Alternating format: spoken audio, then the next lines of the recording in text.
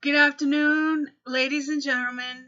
My name is Alona Taraka, and here we are again in our video series to discuss the differences between restorative practices versus zero tolerance behavior discipline policies that are happening in our education system and need to be examined a little bit more as we try to make a change to the school to prison pipeline.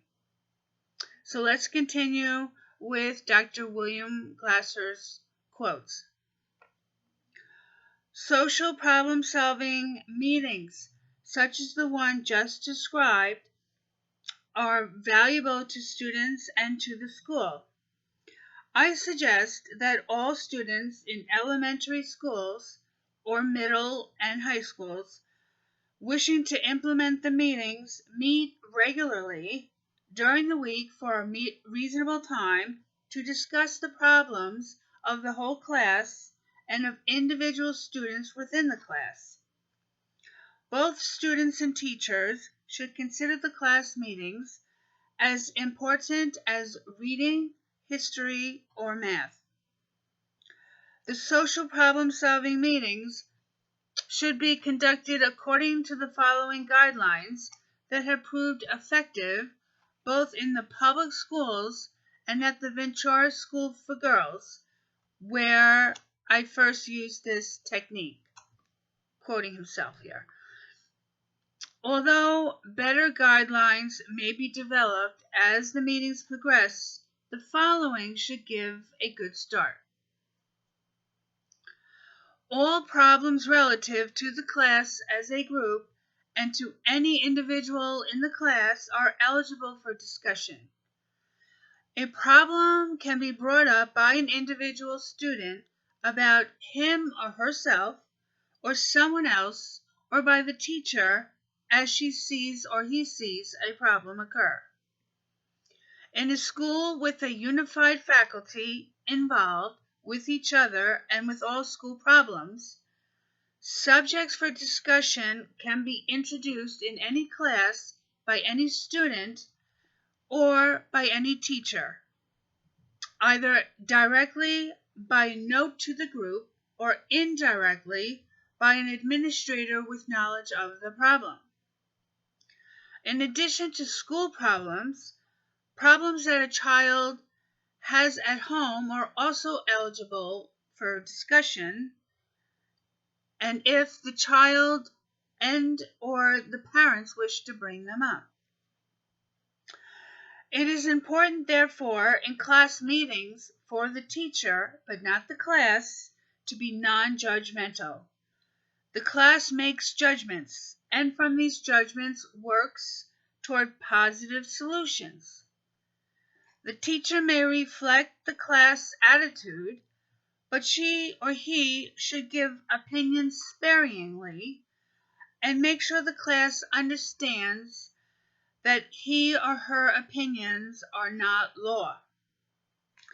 Each child learns that he or she is important to every other child, and what he or she says is heard by everyone, and that he or her ideas count. When children experience the satisfaction of thinking and listening to others, they are not afraid to have ideas, to enter into a discussion, and to solve their own problems and the problems of their class by using their brains.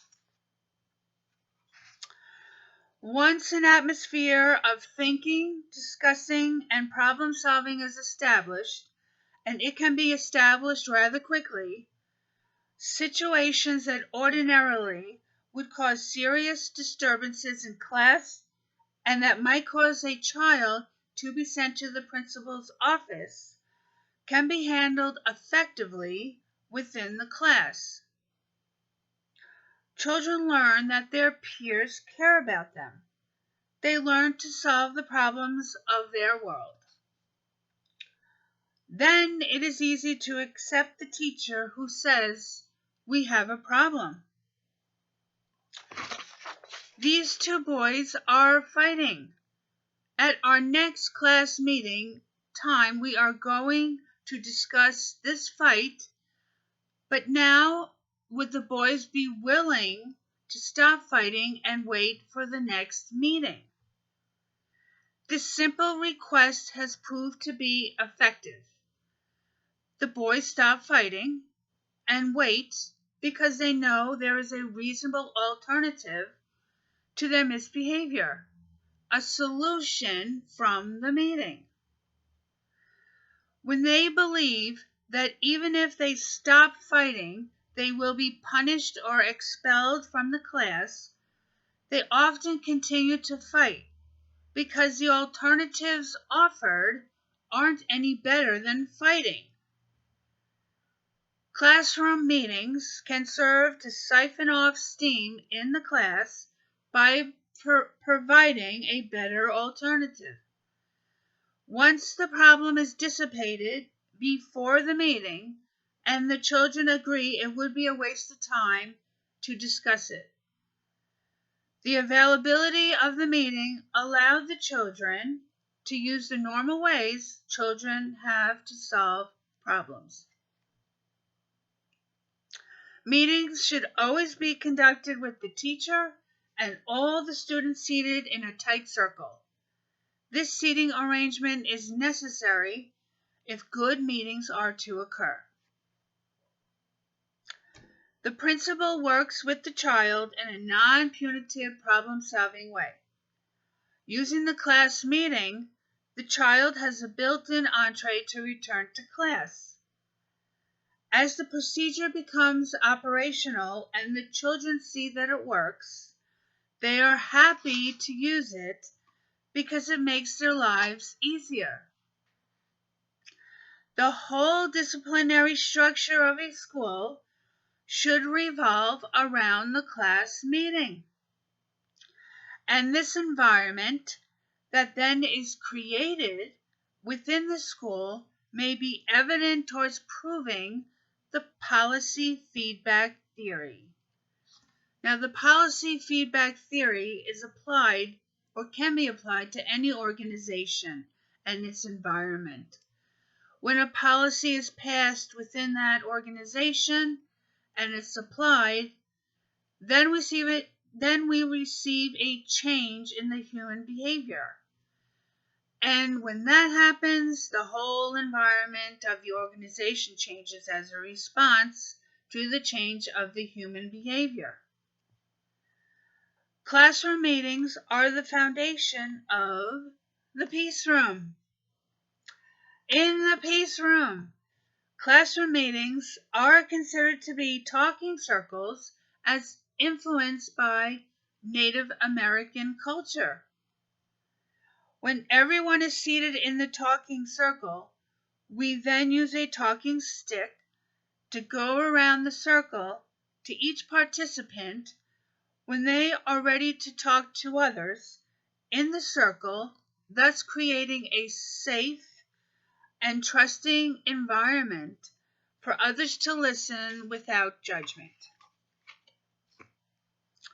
The Peace Room Project has evolved from a beginning foundation that encompasses the idea of utilizing a classroom meeting, which, by the way, has morphed into a talking circle within the Peace Room, as mentioned before. It is a place where students come together to take refuge of how they are being treated from other students or teachers and feel secure and cared for and loved for the student that they are without judgment from anyone in the peace room. Since my type of peace room is a place where students gather instead of receiving a zero tolerance behavior discipline process, which is done on a case-by-case basis, it is also hoped that many of the students who go through this Peace Room project program process will not be entered into the school to prison pipeline.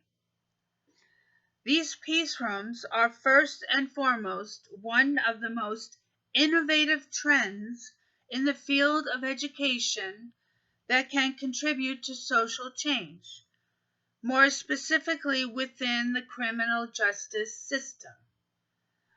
And actually, we hope that it's not just a trend, but that this process of working with students and their behavior becomes more of a permanent process within the education system as time goes on. The peace room is defined as a specific or designated room within the school where students are placed instead of receiving a zero tolerance policy for their discipline.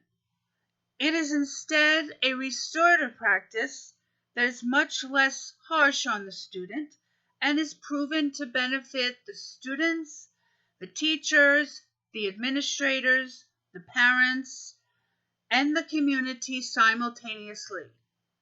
There are two dimensions of the peace room that will be explored and explained.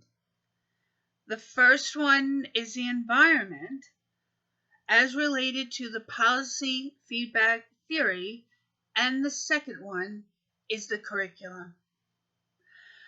Thank you for your time today, and thank you for being patient with the reading. I hope you all understand the type of work that we are trying to do to improve our education system.